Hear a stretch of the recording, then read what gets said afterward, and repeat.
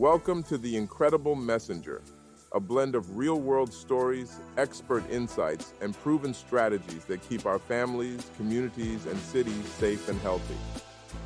Moving beyond rhetoric and politics to practical solutions and community safety, here's your host, Jonathan McMillan.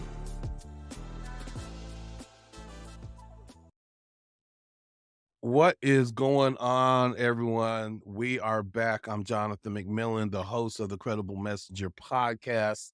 And boy, oh boy, oh boy, I could not be more excited right now because just, a glimpse inside my mind when I had a vision for this podcast, there was one particular guest who I knew I needed to get on here. He has been a mentor. He has been just my go-to person when I have questions about how do I move in this space. He has been a colleague, he's been a contemporary, but more importantly, he's been a friend and a brother to me because he we commiserate together, we celebrate together, and if anyone gets it, well, let me say this, he actually validates the mission that I'm on in my life because I see myself in him and the way that he moves. I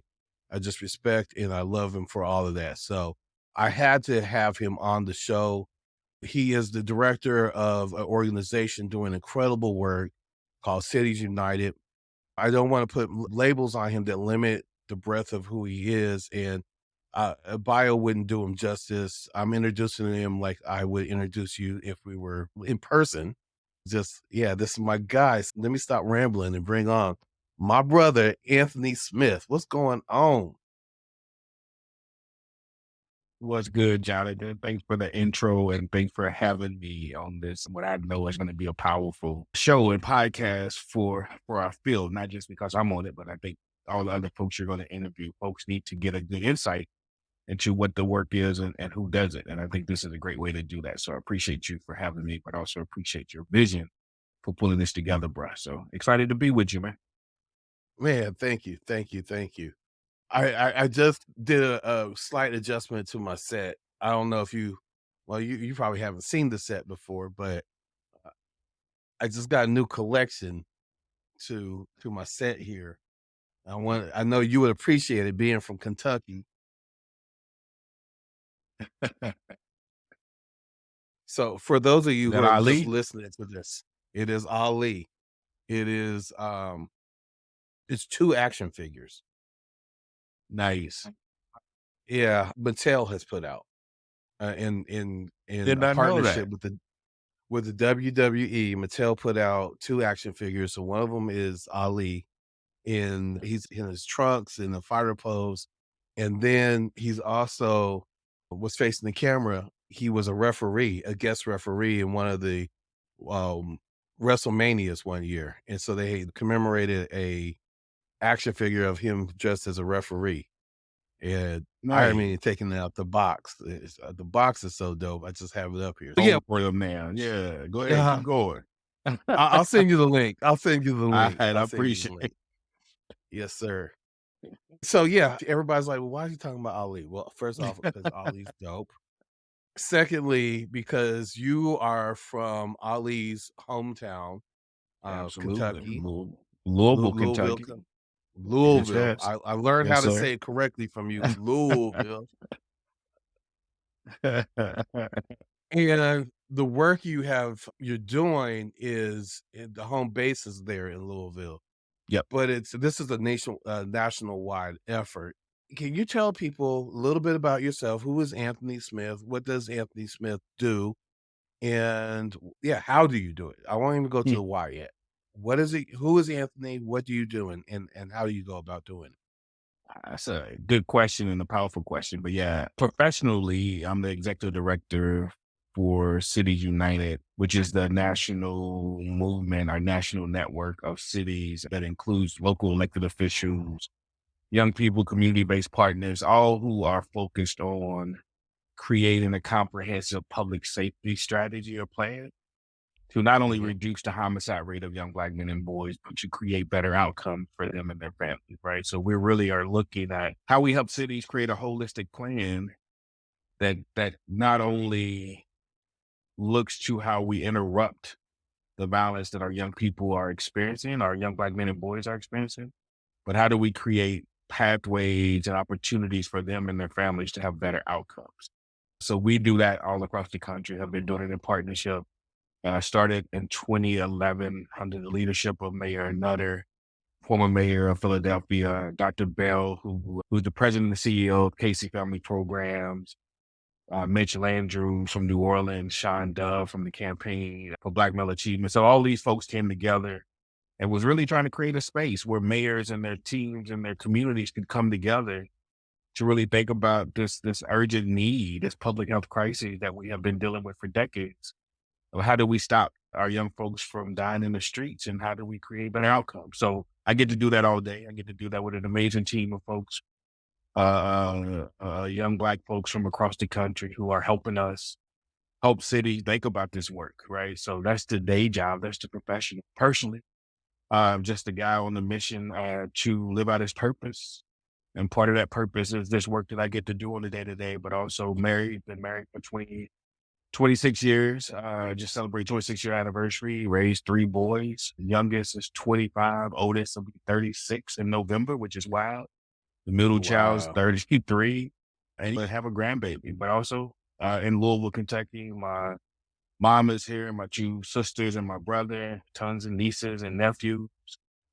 So really about family and relationships, man, and really just trying to make sure that everybody, has the same opportunities that we all had to make mistakes, Mhm. but still get to Mhm. figure out what our purpose is, right? So that's the big piece of it, right? And I think the last thing I'll say to you, man, is that it's really important for me and Cities United and the folks who I work with to not only make sure that young people in communities have opportunities, but that we create opportunities, right? So how do you help and how do you support and how do you work with the next generation or the generation that's there now who are leading Yes. work and create pathways for them and places for them and make sure that they have the right resource. I think that's a big piece of who I am and why I'm here is to be a bridge builder and a pathway maker for folks who are really looking for opportunities to do what they want to do and create those kind of spaces, right, man? So that's Anthony in a nutshell. There's much more that I could get into. We're celebrating 50 years of hip hop and all of the, Yes, music sir. is a big piece of it, not just hip hop. I love reggae. I love punk. There's just all of these things that make you who you are. And I think most people Yeah. only get to see pieces of who you are. And I hope that those who are around me long enough get to see all of who I am and appreciate all of that because it takes a whole lot to be who you are. Absolutely. Look, I just learned something. When you talk about your musical taste with punk. So we share that. We Yeah. share that now, and I often don't share that with a lot of people because I don't want to get into the debate of why. But let me circle back to the mission that Cities United is on, because even in that nutshell of describing who you are, you spoke to whole lot of different things, which I'm going to attempt to address all of them in the limited time that we have.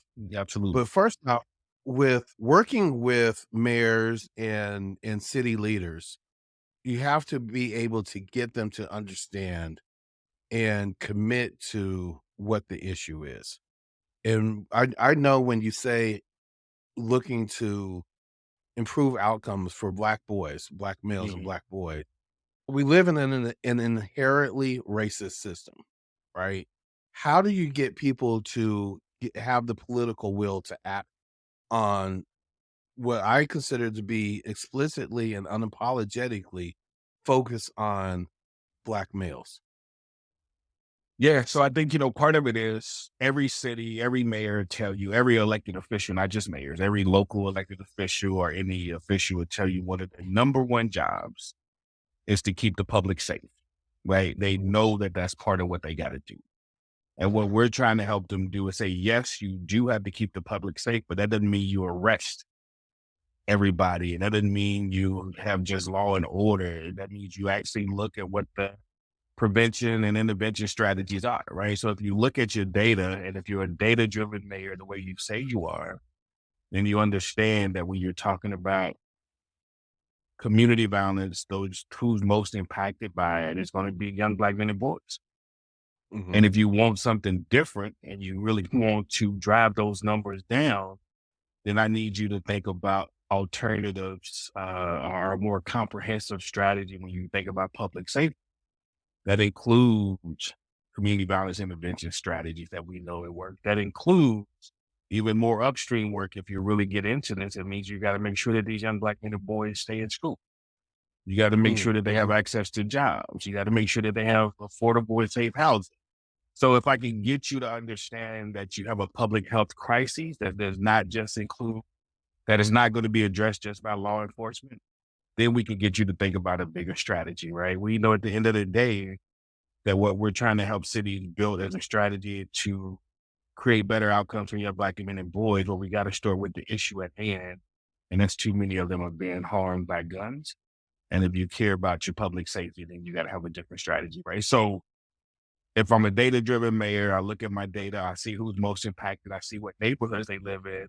That means I got to do some investments over there. I got to do some different strategies, right? So if I can get you just enough to care enough about bringing your numbers down, then we can build the strategies together, what that looks like, right? So we are really, to your point, unapologetically about who we're talking about and what it's going to take to get us there. And I think most mayors and most cities and most elected officials understand way better than they ever have before that just having a police strategy is not going to get us there. So the conversation is getting easier and easier over the years. Okay. But it was not that way for a long time. Now we have had so many local and regional and national conversations around what it's really going to take that more and more people understand it and more people buy into it. And I think most people who get elected to office want to do right by all of the citizens. Some just don't know how. They have never had this introduction or this relationship to the Black community in a way where they can truly be helpful. But also, last thing I will say to you, Jonathan, and to your listeners is that part of this is that who you hire on your team is important, right? So helping mayors even think about, if you're going to open up an office that focuses in on neighborhood safety, community engagement, or violence prevention, then you got to have people who know how to relate to community running that shop, right? So you got to hire the right people who can help you do the right thing, because you're not going to always be the one who can get it done. So you got to make sure that you at least understand what you need and then go out and build a team around you who can help you get it done. And that's the hard part for mayors and other local elected officials at times, if they don't make the right hires. And then we got to try to help, get the person who they did hire in the right place. Right. And it helps support them in being successful and executing that mission. Absolutely. That makes a lot of sense. I want to stay on this topic for a little bit. Can you talk a little bit about what it looks like when, we have a mayor who, hypothetically, we have a mayor who says, yes, I agree with everything that Anthony is saying, or somebody, a representative from Cities United is saying. So then what's the next step? How does City United come into a jurisdiction, a city, and then build out a comprehensive public safety plan? Yeah, good question, right? So we got a number of ways, right? Some cities call us and want to do individual contracts or just one-on-one relationship work with us. And we'll build that out and we'll walk them through what we have created, a roadmap to safe, healthy, and hopeful communities.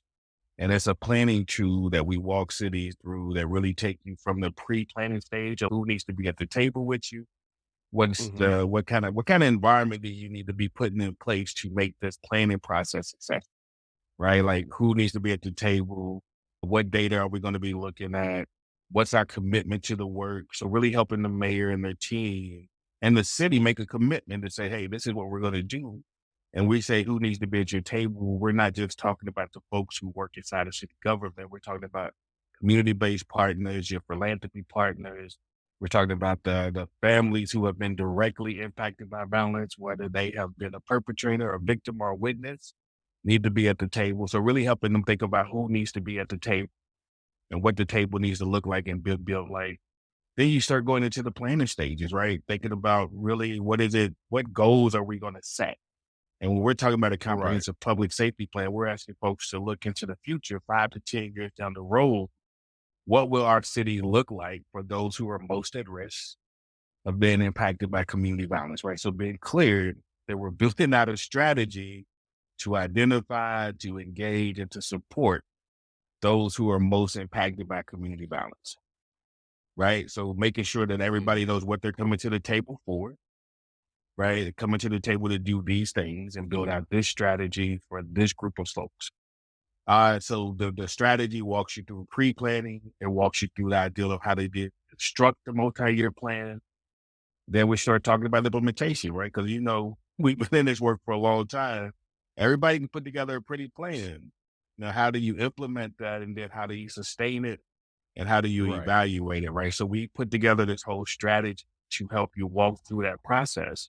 And that's what we do when we come into a city. We do assessment of where you are, what you're already doing, who's doing it, and then what your gaps are or what your opportunities are, and then really help you build out this strategy, right? So we usually engage with a city, or it's not an overnight thing, right? Most cities we've been working with, been working in cities. Some cities, since I came on board in 2015, others since we did our first Roadmap Academy, which I'll talk a little bit more about later, since 2018. So these are long-term relationships where we really are trying to help all of us roll up our sleeve and build out this new ecosystem or this new process of how we engage around this issue, right? So we're coming in really helping set the conditions and then walk folks through the conditions to get to this desired plan and then say, hey, we got the strategy. How do we implement it? How do we hold each other accountable? What does that look like? How do we update this plan on an annual basis? But the most important piece, how do we pay for it, Jonathan? You got to put money on the table when you talk about this work. And we try to help cities understand that this is not around either or. Like we're not saying you can't do police and end this. We're saying you can do both and all, and they all have a role to play. But let's really think about what the roles are and what the investments need to be in all of this so that we can get it right, right? So really condition setting, processing the plan, and then implementing the plan, evaluating and sustaining it. That's what we come in and help cities do. It sounds like y'all know what you're doing then. I mean, Just a little bit, I think, man. Yeah. I really appreciate the process. And look, for full transparency, for people who don't know much about me, don't know about the work I've done, I've had the pleasure and the benefit and the opportunity to work closely with Cities United since I think it was 2017, maybe 18, where you came 18, 20. Yeah. And that was beginning of a strong personal relationship, obviously, but a very strong professional relationship, because being introduced to this process that Anthony is walking us through, I was able to work closely with city leaders in my hometown, Denver, to build out a comprehensive public safety plan that eventually became a office directly in charge of overseeing youth violence prevention. And the technical assistance and the education that I received from Cities United and being able to partner with them as the city strategized and went through all those steps that he just talked about has been incredibly beneficial. And we implemented. We got to the implementation stage in smack dab in the middle of the pandemic. Yeah. Where violence was spiking across the country. Denver was no different in that. And we were able to absolutely see the strategy in practice. So I appreciate you for all of that. And that's one of the reasons that I had to have you on the call, is so that other people can hear the work that you do and follow that roadmap, which I think is a great segue to talk a little bit about the Roadmap Academy. And after that, I want to talk, I want to move into this push around CVI and public health based violence prevention. So let's start first with the Roadmap Academy. Yeah. So before I do that, I just want to say one of the things I appreciate about you and Denver is that not only was this a process that you all leaned all the way in. I think the Mayor Hancock at the time use the work and a report that came out to really galvanize the work and move the work in a way where you talk about where you get political will. That's how you get Yes. political Yes. will, when you have a mayor who understands opportunities and moments to galvanize the community around an issue and really put strategy in place. So I want to say that.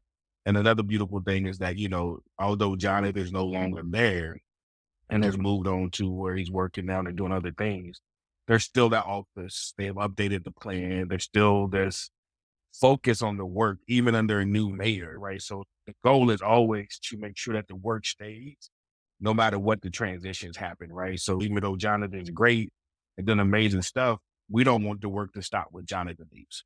When the mayor Absolutely. bounces and or doesn't get reelected, terms out, whatever the word is, you still want the work to move. So having a solid strategy that's not only a city strategy, it's a community strategy, because you build these plans out with community members, right? So that Right. it becomes a thing that we all hold each other accountable to. It's not just the city's plan, it's our plan as a community of how we get the work done. So I just want to say that about Denver. And it was good to see that the work is continued and a new plan is out. Not a new plan, an updated plan. Let me say it that way, that builds on the work and the foundation. So the Roadmap Academy as a way for us to help cities use our tool to really build out their work. We bring cities in as a cohort. This year we brought in 9 cities who are working on their individual plans, but have a strategy where they can talk to each other and build with each other, because this work gets lonely at times, especially when you're doing it inside of city government and you need a network of people who you can call on. So part of our strategy is that, right? So each city brings a team of three of our key stakeholders: the city director of the office that is neighborhood safety and engagement, violence prevention, community safety, whatever you call it, the Mhm. person who the mayor and the city has selected as their lead comes along with a community-based partner. And we're asking for a community-based partner who can serve as a co-convener with the city and also an accountability partner with the city, right? So we don't want this community-based partner to be solely relied on the city with their funding. We need them to be able to buck against the city at times, or partner with the city at times, and be able to say, hey, we can convene even if the city's not at the table, right? So they still have a strong community power.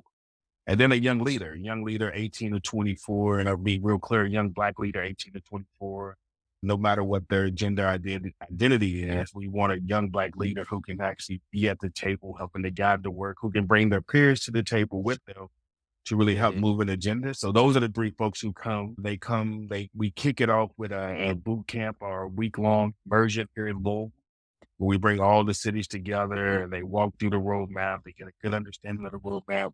We eat good. Those who drink bourbon with it. Those who are like Ali, go to the Ali Museum. They do all the things in the city when they come, but it really is about getting folks clearly focused on their strategy, but also connecting them to a network. And then that's a year-long engagement. So we engage with these Mhm. cities for over a year with site visits, peer-to-peer site visits, bring folks together. And then they kind of like graduate and are convening, which is coming up in October in Atlanta, October 25th through the 26th.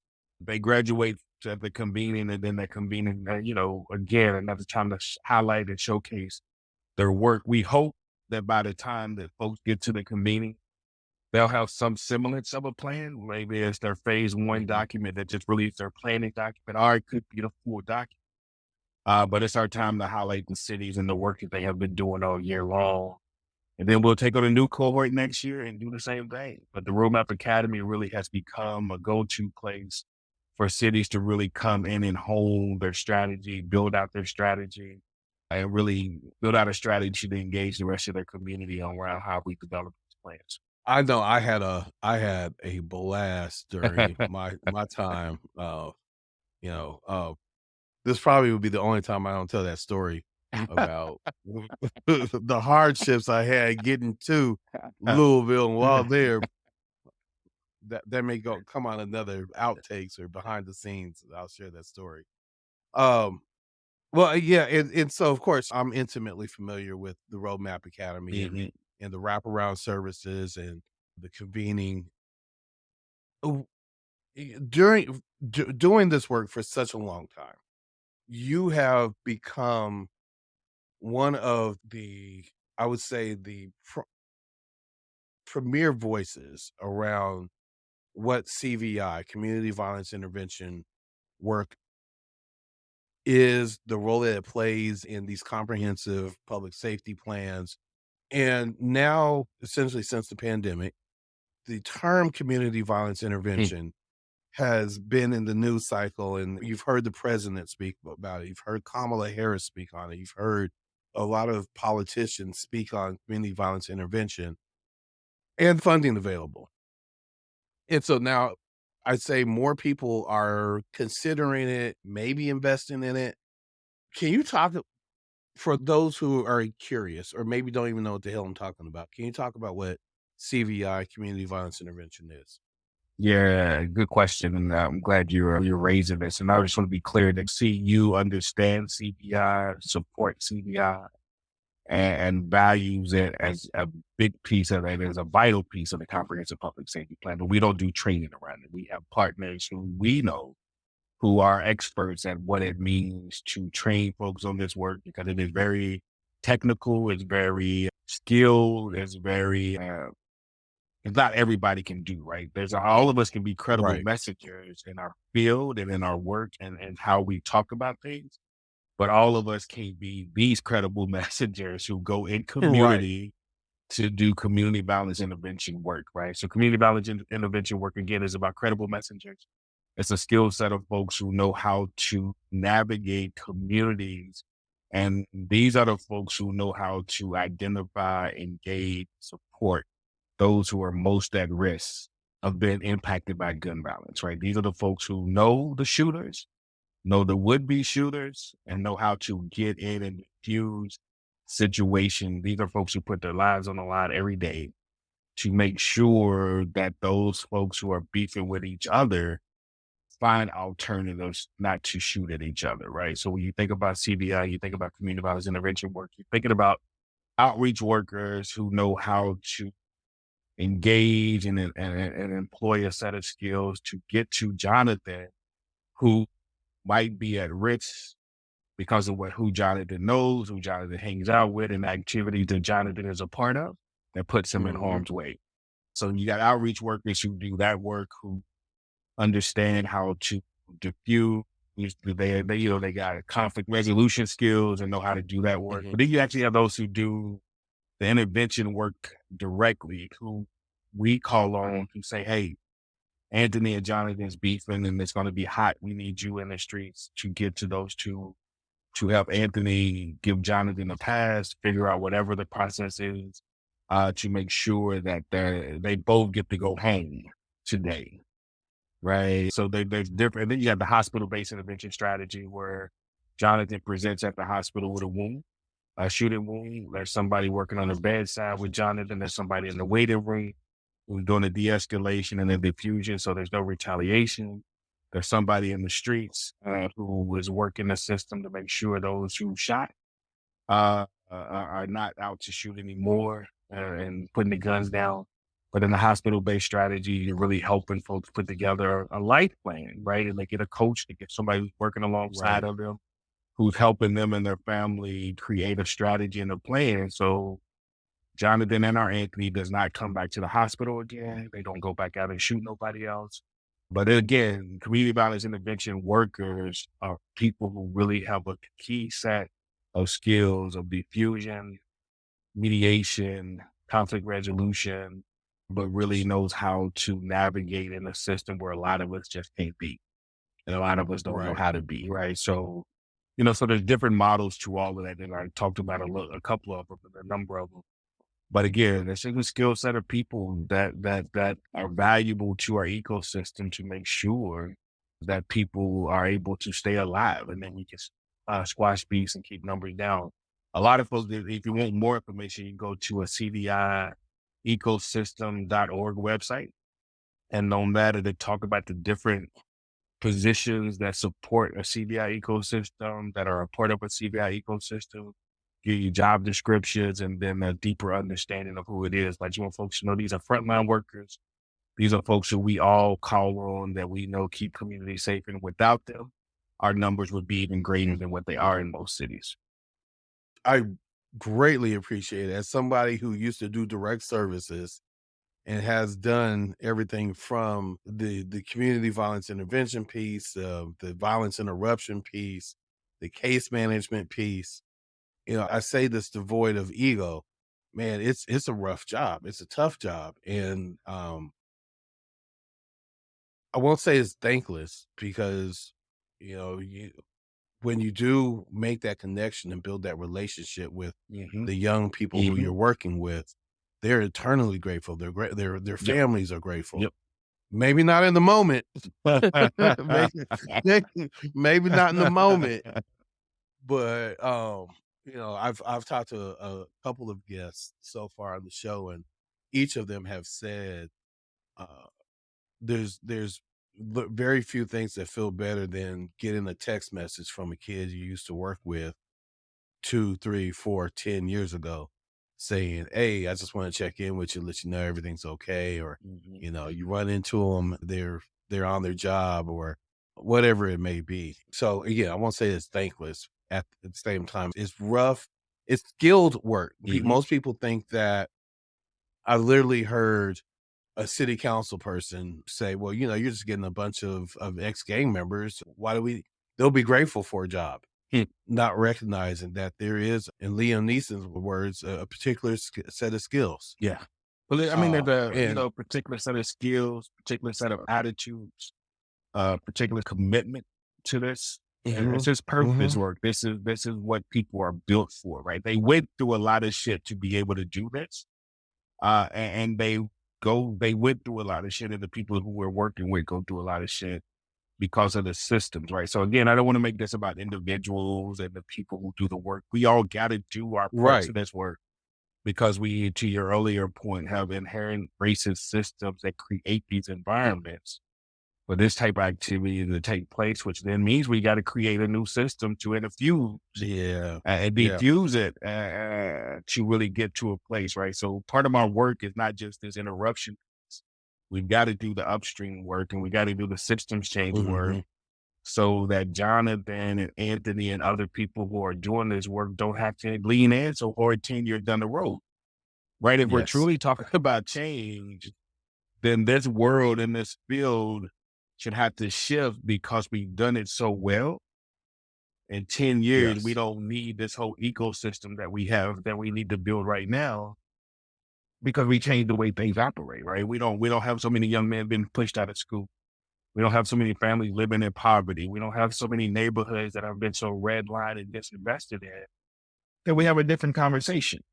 But until then, we need these folks with a particular set of skills to keep our folks alive long enough for them to find their purpose, live out their dream. You mentioned, even in what you were just saying, there's different components and there are different roles to play in what's a comprehensive strategy. Is there any particular strategy in all the cities that you've worked with that just kind of blew you away? Like, oh, that's unique. I didn't think that was going to work, but damn, okay. No, I think because the way you framed it, man, it all needs to be there and it all needs to be Hmm. happening. There's some amazing stuff happening in cities that's not like, oh, wow, I didn't think that would work or I'm amazed by it. I'm saying, how do we replicate that in more cities, right? Right. Think about, the work that Devone was doing with the Peacemaker Fellowship before he turned it into Advanced Peace, right? The Peacemaker Fellowship in Richmond, California was an Yes. innovative thing, right? It was this thing, but it was so innovative that it's like, we should have already been doing this shit, right? It's like, it's that kind of thing, right? It's like Right. my man Well, sat in his team and like, hey, there's a small number of people we're talking about, right? hmm And if we can hmm get to these small number of people with a dedicated team who will say, I'm going to reach out to these folks 5 times a week, if not more, and be in their face, even when they cuss me out. And when they say yes to the fellowship, that we're going to create the opportunities for them to travel, for them to learn, for them to grow. And now he gets to do that on a national platform, right? You think about how yeah. the hospital intervention strategy started was in Oakland, California with Youth Alive and the people who were in pain said, I think we could do something with the hospitals. And now they've created this whole national model, right? So hmm to your point, man, there's a lot of amazing stuff. Think about what Marcus Ellis, when he was with the city in DC, and their team were doing with their Pathways program, where they were saying, we can train these young men and women, put them on a pathway to employment and get them jobs and get them skills and train. And now other folks are trying to figure out how to do that, right? You think about what Right. Ricky Akins is doing down in West Palm Beach with the biggest in the city, and this outreach and connection and mentorship to young men who are in these streets, who are trying to find their way, and just pouring into them, right? So it's not rocket science, but you got to find people who are committed and who can get connected to the resources to get it done. So I think, in my mind, what blows me away, Jonathan, in every city I go to, is the young people who you get to talk to, who are saying, I want something better, and the hope that they still have for a future. Even in the midst of all the bullshit that they're dealing Yes. with, young people Yes. still have hope, and they're looking to us to provide it. So the relationship that you get to build with those young people is the thing that blows me away. It never blows me away that there's a group of people in all these cities who care deeply, who are looking for avenues and looking for ways. That would blow me away if I went into a city and couldn't find a group of Black folks who gave a damn about kids. And I ain't ran into that yet, right? So that would be the thing to be like, oh, damn, this city can't get there. But every city I go to, I see opportunities and I see possibilities and I see good people doing good things. Last thing I'll say to you, man, we was in Toledo. A group of moms were planning, who had lost kids, were planning a march and planning a program so that other mothers didn't have to have the same feeling that they did. And that's every city we go Mhm. into too, right?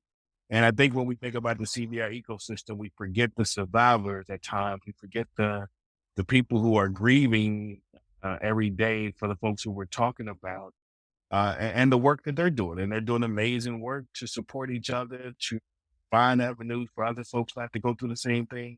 So again, I'm amazed and about how we show up and how we continue to pour love and how we push the systems to be better. But the programming, man, is just us being who we are everywhere we go around. We know we can do better. I so appreciate that answer. And so that leads me to another question.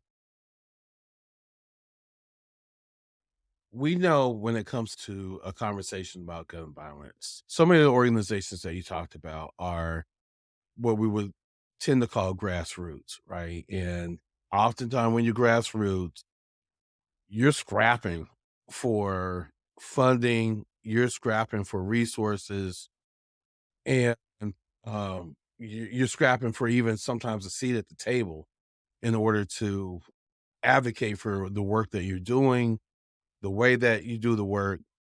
And, I wanted to step back and say what I have become, what I've begun to notice is there are larger organizations like, uh-oh, Anthony, did I lose you? You there? No, I'm still here. You was struggling for a minute, and I couldn't hear you. I just Okay. turned my camera off to Okay. see if that helped. Yeah. Go ahead. Okay. There's this dichotomy of resources for organizations are working to reduce and prevent gun violence. And what I mean by that is you have your grassroots organizations, and then you have organizations, and not judging them, just saying that the environment in which they operate is a little bit different. Moms Demand Action, Everytown USA, the Giffords Foundation, some of these larger groups are really, really, really well funded. Is there something that those larger organizations can do to support those other organizations that are really implementing CVI work, whatever that looks like, to support and work in unison and collaboration with them? Yeah, man. I think so. That's a good question and a hard question and a needed question for the field to continue to be having and pushing ourselves to. Uh, uh, the larger white led organizations at times don't check themselves and don't pause long enough to say, hey, should we be the voice or should we call in other voices or should we do different, right? I Mhm. appreciate my friends over at Everytown, Michael Sean Spence, and others on his team, and Ariel, who's running some of the work there, because they check in, they call, they spend time thinking about this issue in partnership. And one of the things that Michael Sean and his team have been doing has been giving out grants on the ground, and has raised money that then they turn around and push it back out the door. So I think, using your weight to lift up and highlight and get resources to those who are on the front line is always important, especially if you are a white-led organization talking about an issue that impacts Black and brown folks at the level that it does. So I appreciate that. And I think even when you think about Giffords, when they built out the CBI conference that they put on, there was a lot of pushback and issues around, them hosting it. But they were clear that they were bringing together folks who they know are on the front line doing the work, and how do we support y'all and what does that look like? And was really clear about that issue too. So I think we're seeing folks shift in the way that they move, and hopefully continue to shift to be better partners, as because nobody's going anywhere, right? Everybody is here.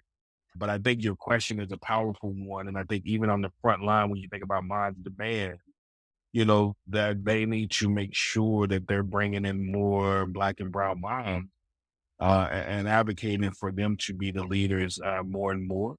I think white folks need to be at the table, need to have a voice, but that's more so making sure that they are, one, talking to their peers, but then also, two, using their voice to create space for those who have been most impacted by this issue. So I think everybody's trying to get better, bro. It's a whole lot of work to do. And now that CBI is at the level of where it's at, we got to continue to push to make sure that the voices of those who are most engaged and most involved in this work are always at the front line. Very thoughtful and graceful answer as always. I expect nothing less from you, and I appreciate that. As a conversation, the national conversation happens about gun violence prevention. When we have one of those mass incidents that happen, that get people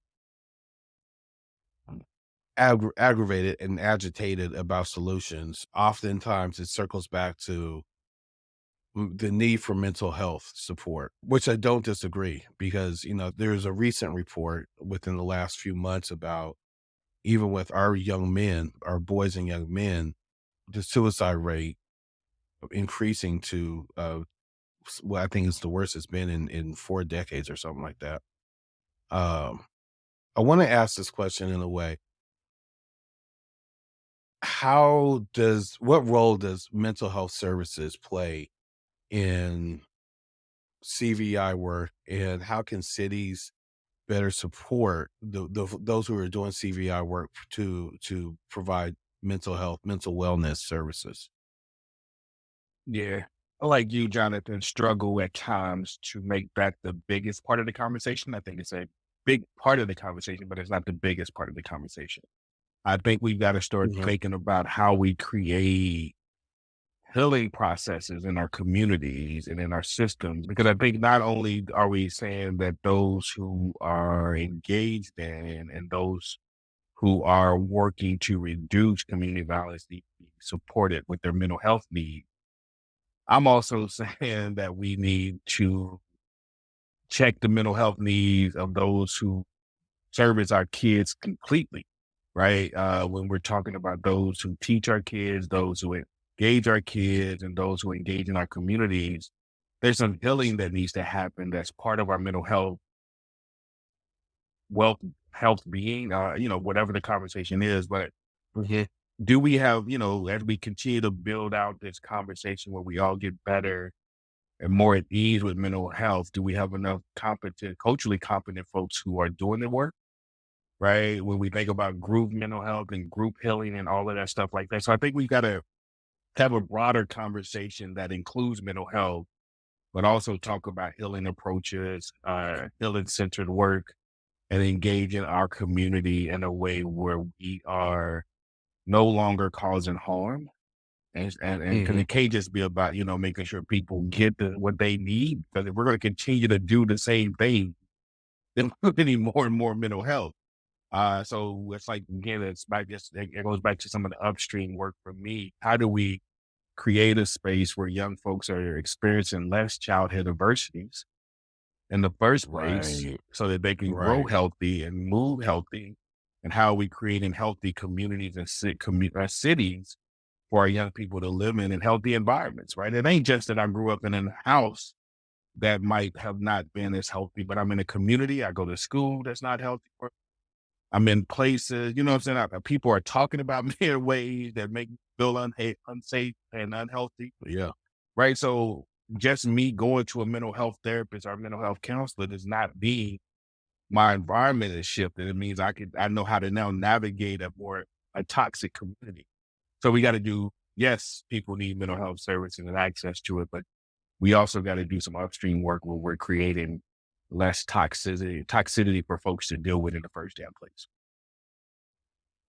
Oh boy, you said a whole sermon there. I don't know if you ever gotten the opportunity to see my presentation about CTSD, continuous traumatic stress I don't disorder, think so. and as it relates to the traumatic experience of being a black male in America. Everybody's familiar with PTSD, Right. which assumes that the traumatic event is happened and is no longer happening. And CTSD understands that you have inherited trauma and what we would call, some people call, intergenerational trauma. You may have complex trauma, so more than one trauma happening to you, and chronic trauma, so happening to you over and over and over again. And so much of that shows up in our lives, and people expect, well, we'll treat it for PTSD, and it's like, no, I'm still going back home Mm. to my hood where I still got homeboys dying, or I'm turning on the TV and there's another story about a black man who got ran down by the police and shot, right? Like, these are the continuous traumas. And to your point, we have to go upstream and address it's a buzzword, but I think it's appropriate, the social determinants of health for black men, Mm. in order to get to a space where we can really have a genuine conversation about their mental health, or mental wellness, I should say. Right. So I appreciate the answer. Um, let's stay there for just a moment. If you're comfortable, how do you practice self care? Yeah, I'm comfortable talking about it, man. I got to get better at it. That's at least saying that for one. You I and me got both. to get better at it. Yeah, man. So I try to do things that I like to do as part of my self care, right? I Hmm. like to hike, so I'm a hiker. I would love to be able to get out more in the woods and hike more. Uh, got a new bike that I've been, haven't been on as much as I should and could. I actually like to work out. I used to run. I'm trying to get back into running, but I Okay. also like to cook. So I cook. I like to host family, so I bring family over as well. I like to entertain family. Um, but I also just like to some days just sit and do nothing. So I'll watch old reruns and watch TV shows that I like. Uh, and lastly, man, I like to read. So if I can get a good book and read, I'll do that too, right? So, uh, I try, but I'm not good at it. Let me say that. I want to be better at Oh, self care, but I'm not that good yet. look, no judgment, because I'm exactly there with you. I'm exactly there with you. I got a couple more questions, then we'll jump into the next segment. You've been leading this work for a really long time. What is a story that really embodies the success that you personally and professionally are striving for? What's the story? Yeah. So, is Yeah. there example of something that just like, yeah, yeah, that's why we do this. So I think, yeah, man, but there's many examples of this is why we do this. But I think if I think about to last year's convening, we host an annual convening every year. We moved it to October a couple of years ago because that was the founding month of Cities United in 2011. And with Mayor Mhm. Nutter and Dr. Bell had this conversation around this issue and decided to create and form this thing called Cities United, right? So part of my reason why this work is important to me and it's important for me to lead it the way I lead it is because I'm carrying on the vision and the dream of two Black men who are mentors of mine, who I get to still Mhm. work with and talk to about this work, right? So it's really important that we get this right because of the vision that they had in 2011 to come together to build this, right? So that's one reason. But I think if you think about the convening last year and you think about when I watched it play out and I watched how important that space was to everybody who came, whether it was their first time or their ninth time at a convening, I knew that we did something special last year that elevated the field of the work that we do together, but also built strong relationships in ways that was needed at the time. Right, we were coming out of COVID. Folks hadn't been together for a long time, and people wanted to be. But I think the three things that stood out to me at that convening was one, when I was able to call the full Cities United team on the stage, right? There was about 25 of us Mm. at the time, right? And we got to all be on the picture together. That was one big piece for me. Then secondly was when we do a Young Leader Fellowship every year where we take in 15 young Black folks from across the country who are committed to this work, 18 to 24. We invited, and so this was our fourth cohort who graduated last year, but we invited the other cohorts together and a good number of them came back, right? So to see all those young people Mm. come together, plan together, do work together, and see where they've come and what they're doing was amazing. And then lastly, we recognize, I want to say 15 to 20 frontline workers from across the country where we gave them an award for the work that they do, but was also able to give them a stipend, like just here's some resources for you to do what you need to do for you, right? No strings attached, just thank you for the work. And so those three things. Lastly, I should have brought this up. So there's actually four. And then the fourth for me was that we hosted breakfast for Black women in the work on Friday, and to hear and see all of them in that room was another plus for me, right? So when I think about the work that we do at City United and all the pieces that come together, that convening for me was that showcase the success of the work, the value of the work, and then the future of the work for me. So That is so dope. I ain't gonna lie. I'm over here feel like you rubbing it in my face because I couldn't make it. you asked the question, You just brother. There's like that's what's in me. No, I look, I really appreciate the answer, bro. Just man, I'm gonna have some like I gotta go back into the office Monday. I'm gonna walk in there with the attitude because they weren't moving the paperwork fast enough for me to get out there. I sent some people out there Yeah, last yeah, year yeah. I for met my them and they had a ball. yeah, they did, man. I've been hearing about it all year. Did great I've been work and hearing had a about it. ball. Yeah. Yeah, so I love that, and honestly I do wish I was there. However, I know it was just more to there's more to come. So Yeah. Yeah. and so that's a perfect segue to the last question before we move to the next segment. Looking ahead, 10 years from now, where do you see Cities United? Man. So then And you know what? You know what? Actually, it's a two-parter. Where do you see Cities United, and where do you see the state of community violence intervention? yeah. So and I think they go hand in hand. CU is a part of the CVI ecosystem. We're a part of the work. We're advocating for it. We push it. And in 10 years, bro, which is a good question at the time that I'm in, I just actually got back from DC and was with a group of folks and where we were thinking about what's the future look like, right?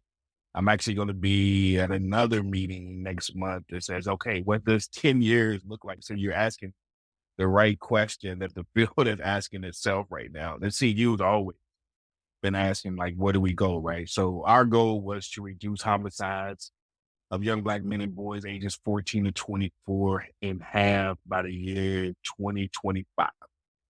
right? Which is 2 Yes. years away. That's not that much. That's not that far away, right? We were moving in the right direction in 2019, pre-COVID. We had started seeing a significant drop for the number of lives that were saved, right? But still not where we wanted to be. COVID hit, numbers spiked.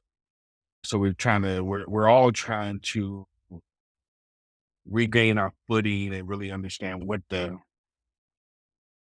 gravity of this work looks like and what it really means, right? So where I think we are in 10 years, Jonathan, that the conversation around public safety and where CBI sits in the public safety structure and where will be such a different place that it becomes such a norm that people Yes. have a CBI ecosystem at the level, I think about, when you think about, and again, this is not an either or, but I'm trying to paint a picture of how I think the system could look like in 10 years, right? Right now, every police department has a magic number, right? They've got this number. Well, this is what your number should be. We can do the same thing with CBI. I can tell you how many outreach workers you need, how many interventionists you need, how many case managers you need, how many supervisors you need, how many people you need working in the office of community Yes. safety or violence prevention for the mayor, right? How many survivor, how many family coaches you need, it's all of this stuff, right? And if we can put that same system together and run that, then we will be able to see in 10 years the number of homicides have decreased. The number of homicides and shootings have decreased. I would say if we do in 10 years, if we do this right, 50 to 75%, if we have the right setups. And that I we love would it. start seeing more people who have been most impacted by this issue having better outcomes, right? They're graduating high school, they're moving on to whatever thing they want to do post high school, GED or whatever it's called, right? Whatever way they get their Mhm. education. Our communities that have been impacted by violence are more livable, right? They have more restaurants. I mean, the whole gamut changes, right? In 10 years, if we invest right now, 10 years from now, we see the decrease in homicide and shootings we all desire. But we see the bigger thing is that these neighborhoods are safer, they're healthier, and they're hopeful. And the people who live in them have the same outcomes as that, right? So 10 years from now, Cities United and all of our partners have really shifted the landscape for what our communities look like and what our communities experience on a day to day. Again, we're so aligned. I'm starting to sense a pattern that I need to get someone on here who I'm not so aligned with because I agree wholeheartedly once again. If you want to have a debate conversation, then yeah, you do. But if No. you're trying to get people to understand what this work is, you should agree with everybody that comes on. Or you Yeah. should have some conversation where folks like, hey, I didn't think about that, but I agree with that too. That's the space. That's the nuance right there, right? I mean, all jokes aside, I do. My intention is to have people who I may not even know their perspectives or Yeah. their experiences and their values, their core values. And it's easy for me to sit here in this chair and say, they don't know what they're talking about, but I haven't had a conversation with them yet. And Yeah. if what they're doing works, I want to bring them on the show. So I'm just putting that out there into the ether. So we're gonna move into the segment. What's the word? And as I said earlier, the what's the word is a chance for people to get a if they haven't already got it from the conversations so far, they get a chance to learn more about the mind of Anthony, the personality of Anthony, and come to admire and appreciate you as much as I do, and everyone who has gotten the chance to know you. So I'm gonna say a word or start a phrase, and I want you to respond with a word or a short phrase that's most appropriate for you. All right. Yep. All right. Let's go. Success is Living the life that you want to live. mm, community is Family. the solution to gun violence is Community. The one thing I want people to know about Louisville, It's the greatest city. uh, my favorite food is Hamburgers and fries. mm. Cheeseburger. Yeah, you gotta have cheese on it. It's gotta have cheese. Okay, I don't care what kind sometimes, but it's gotta have cheese. all right. A favorite book. Wow. Favorite book would be any book from the Harlem Renaissance by any author in Okay, the Harlem Renaissance. okay. Favorite form of self care. Favorite form of self-care, spending time with family. Your favorite television show. Favorite television show, which is wild, is Seinfeld, which is my go-to Word, show. Yes. word. Okay, okay. Um, I gotta ask, why Seinfeld? Oh no, something caught me when it came on, and those that whole, I think it was about, I don't know how long the series lasts, but it was just one of those things that I knew I could go watch, that I knew would make me laugh, and I don't know what it Yeah, was about Jerry, George, Elaine, and Kramer that I connected to, but it was just one of those goofy ass shows that caught me, and it never left. another one of my guests said The Office, which is one of my favorites. Which I never That watched, show, so yeah, I didn't get into it. and I'm gonna send you one episode, and I'm gonna challenge you to watch it I because will. that's the one that got me hooked. Got you. Uh, your your favorite movie? So for some reason, it's not my favorite movie, but it's a movie that people know I like. I'm gonna get you, sucker. Oh yeah, classic. Absolutely, absolutely Fred gave me the classic. soundtrack one year because she knew I liked it that much. But yeah, Mm. I'm gonna get you, sucker. dirty. Uh, don't you say that. You know what? One of my Jack of Spades, one of my favorite BDP songs. That's on there. Yeah, man. Fishbone's in the movie. Yeah, yeah, yeah, yeah. Um, guilty pleasure. Verb. Okay. If I wasn't leading the work at Cities United, my career would be. I would. My career would be a chef. If I was not doing this work, I would be a chef. I did not know that about you. I didn't Okay. until later in life, and I was already doing what I'm doing. So, Mhm. but I would go back to culinary school and own a small restaurant. Okay. All right. That's dope. My 11-year-old, that's his career ambition. Oh, I can't wait to go into his spot, man. Yeah. Yeah. Um, my why is My why is I want to be there the way that I wanted folks to be there for. mhm. Okay. I am I am a black man, a father, a husband, a son, uncle, a brother. Yeah, I am those things. my theme song is My theme song is, I think my theme song is Chance the Rapper's Summer Friends. For some reason, that song resonates with me every time I play it. okay. All right. I am not familiar with that one, so I'm putting it in the queue. Put it in.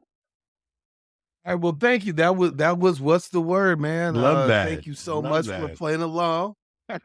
So, the show is called the Credible Messenger Podcast, and as you and I both know, there is some fidelity to what a credible messenger is, meaning that's a person who can come into a situation, come into an environment, and help move the work forward because they have legitimacy, Mm. they have lived experience, they come being non-judgmental. They're absolutely there to help people, help communities, help families, help themselves, and be a part of the process and teach them how to do that and it's received, right? It's received because that person uh, is validated by the way they move.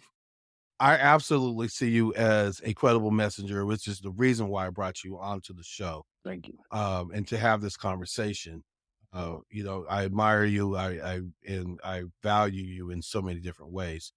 Being a credible messenger, I would like for you to share, if you have one message, what would that message be to close us out? One message as a credible messenger is that you got to love the people you work for and with, and you got to value and respect their opinion. Love that. Love that. Well, thank you. Thank you. Thank you, big dog. No, thank you, man. This was Uh, amazing. I appreciate the conversation. yeah, me too. It's one of those things again. I got people who I'm so aligned with, right? That first off, I'm agreeing with almost everything they're saying, like 99.9% of what they're saying. And the conversation could go on for days, literally, because this is a conversation between friends. Uh, but I'm working on my boundaries and respect the framework of the show. Let's close this out with you sharing out how people could contact you, your social links, and hopefully I want to get this up in time for any upcoming events so we can promote it for you and with you. So tell people about all the things that you have going on. Yeah, so good way to connect is you can check out Cities United at citiesunited.org. All of our social media handles at Cities United. You can email me directly at anthony@citiesunited.org, or you can email information at citiesunited.org. I have actually let all of my social media platforms go, so you can't find me there. I don't go on. You can also catch me on LinkedIn if you want to catch me there. I check that like once a month. So again, best way to get me is Anthony@citiesunited.org. We are hosting our 10th annual convening in October the 26th, 25th, October the 25th through the 26th in the Atlanta ATL, where we'll bring together 400 to 500 of our closest friends and partners in this work, to do good work together, but also celebrate and have a family reunion. And, we created a space where we think our convenies are a family reunion for folks to come together, get together, see your cousin you ain't seen in a year, Yeah. and love on each other, get together to go do good work, and get rejuvenated to go do good work. We're going to be opening up our Young Leader Fellowship application during that process. We're going to be looking for 15 young Black folks, 18 to 24, who are looking to get more skills and more connections and some professional and personal development. We will be opening up our Roadmap Academy during that time application process. So we're going to be looking for 9 to 12 cities to join us again next year for another year-long immersion into the work. But just excited, man. So citiesunited.org is where you can find all of that amazing stuff. But check out our social media at Cities United, where you can see all the amazing faces and smiles of the people who get to do this work with us. We know there's a lot of pain in this work, but we also want to highlight and celebrate the joy and the love, and the people who do this purpose-driven work. Man, thank you, thank you. I am going to be there this year. You better, man. Man, I know I'm going to be there this year. Hey, one There's of the no things ifs, you need ands, to or know, buts. look, I'm in the works of creating a signature cocktail that we're going to serve as a fundraiser. And folks are going to walk away with hopefully a nice little City United rocks glass that they can drink in, or sip Okay. whatever they sip in, right? A mocktail, drink, bourbon, whatever. I want folks to drink what they want to drink, but we're creating this opportunity for folks to celebrate with Cities United, but also leave with a good souvenir. Okay. Well, speaking of souvenirs, I know you saw I saw you I'm rocking it. rocking I'm rocking the CU hat, and this stays on the desk too. Like, I got Absolutely. right next to my wife, a picture of me and my wife. So that lets you know how much I appreciate you and the work Cities United. Appreciate it. Man, thank you again for this wonderful conversation. I will see you next month. Um, yeah. And for those of you listening, I thank you for, if you made it this far, thank you for indulging me and uh, my I guess I want to say fanboyism of Anthony and the work of Cities United, sort of, but not really. Like I just, this is part of my family, and it has meant so much for me to be able to bring Anthony on to. If you, again, if you made it to this part of the show, to the end of the show, you know why I brought him on. And it's my ambition, it is my mission to continue to bring more valuable conversations like this to you. So my request of you right now is to like this episode, make sure you download it, leave a review, Apple Podcast, Spotify, wherever you listen to your podcast. Please make sure that you show us some love, and most importantly, share it with people in your network who you believe could get some value out of these conversations. That is the best way that I know that this podcast can be utilized as a tool to get us to safer, happier, more healthy conversation communities. So thank you again. I'll see you on the next episode. Peace. Appreciate it. All right.